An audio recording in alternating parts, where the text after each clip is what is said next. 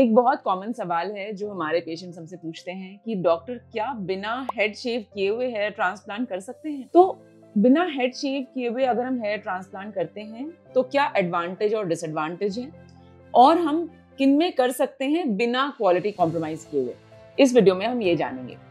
अब हम जब भी हेयर ट्रांसप्लांट करते हैं तो आपने देखा होगा कि बहुत कॉमनली हेड को शेव किया जाता है। ये हम क्यों करते हैं? अगर हम हेयर पिक करने की बात कर रहे हैं, जैसे जब हम हेयर को डोनर एरिया से पिकअप करते हैं ग्राफ्ट लेने के लिए और उसको हम ट्रांसप्लांट करने के लिए, तो उस एरिया में डेफिनेटली हम चाहेंगे FUE मेथड में कि हेयर बिल्कुल शॉर्ट हो ताकि हमारा पिकअप आसान हो। FUT में अगर हम देखें कि पिकअप करना है हमें, तो उसमें डेफिनेटली हम बिना शेव किए हुए वो स्ट्रिप निकाल सकते हैं। और FUE FUT के डिफरेंस के बारे में भी मैंने वीडियो बनाया है जो कि आप डिस्क्रिप्शन बॉक्स में दिए हुए लिंक पे देख सकते हैं। तो अब आते हैं कि फ्रंट वाले जो हेयर हैं उनको हम शेव करें या ना करें, और हम करते हैं तो क्यों करते हैं। तो अगर आपको सिर्फ हेयर लाइन ट्रांसप्लांट कराना है या फिर ये क्राउन का एरिया बॉल्ड है और उसमें ट्रांसप्लांट कराना है, तो डेफिनेटली हम बिना शेव किए हुए हेयर ट्रांसप्लांट कर सकते हैं। उसमें कोई ज़रूरत नहीं है कि हम पूरे हेड को शेव करें। लेकिन अगर हमें ट्रांसप्लांट ऐसे एरिया में करना है जहाँ पे ऑलरेडी हेयर एग्जिस्टिंग है और हम डेंसिटी बढ़ाने के लिए हेयर ट्रांसप्लांट कर रहे हैं, तो डेफिनेटली ये बेटर होगा कि हम उस एरिया को क्लियर करें ताकि हम अच्छी डेंसिटी से ग्राफ्ट्स को वहाँ पे प्लेस कर पाएं। अगर हम ये स्ट्रगल कर रहे होंगे अपने प्रोसीजर में कि हेयर भी है और उसके बीच में ग्राफ्ट डालना है, तो डेफिनेटली ये हमारा जो प्रोसेस है वो कहीं ना कहीं कॉम्प्रोमाइज़ होगा। और प्रोसेस, एक तो डेंसिटी उसमें कम आएगी, प्रोसेस लंबा होगा, और पोस्ट ऑपरेटिव अगर आप हाइजीन की बात करें, क्लेंजिंग की बात करें, तो डेफिनेटली इसमें जो ब्लड क्लॉट्स हैं वो आपके लंबे हेयर में उलझ जाएंगे, उनको क्लीन करना डिफिकल्ट होगा।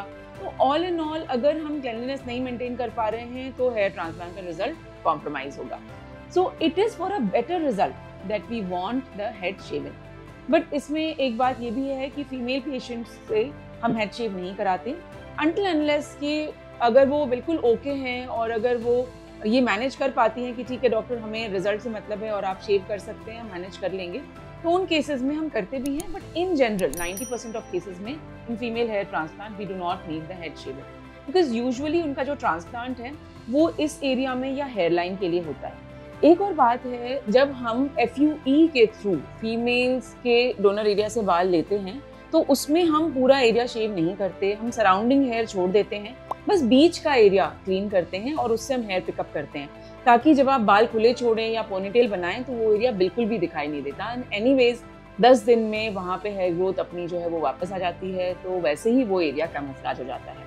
तो ये हम ध्यान रखते हैं कि कोई भी सोशल एम्बैरेसमेंट ना फेस करना पड़े और हम उसी तरह से प्रोसीजर प्लान करते हैं। बट मेल्स में क्योंकि बॉल्डनेस ज़्यादा डिग्री की होती है, ज़्यादा एरिया कवर करना है, तो अगर हम हेयर से उलझ रहे होंगे तो डेफिनेटली हमारा ट्रांसप्लांट का प्रोसेस कॉम्प्रोमाइज होगा। And that is the reason why we ask our patients to shave the hair. And आप अगर ये भी देखें कि आपके अगर एग्जिस्टिंग हेयर हैं और हमें उसमें ट्रांसप्लांट करना है, तो अगर हम शेव भी करते हैं तो within 15 days to 3 weeks उसमें हेयर ग्रोथ आपकी नॉर्मल जो है वो तो आ ही जाती है।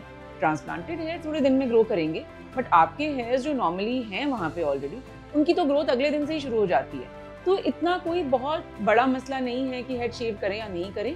और अगर आप करेंगे तो डेफिनेटली आपके जो ग्राफ्ट की प्लेसमेंट है वो ज़्यादा डेंसिटी से हो पाएगी, प्रोसीजर क्विक हो पाएगा, आप हाइजीन मेंटेन कर पाएंगे after your hair transplant procedure. So head shaving is definitely is what we recommend in your hair transplant procedure. तो आपके अगर फिर भी और कुछ सवाल हैं और आप जानना चाहते हैं कि आपका हेयर ट्रांसप्लांट विदाउट हेड शेव किए हुए पॉसिबल होगा या नहीं, तो आप अपने पिक्चर्स शेयर कर सकते हैं हमारे दिए हुए नंबर्स पे, और आप अपने कमेंट्स भी कमेंट बॉक्स में लिख सकते हैं। Thank you for watching.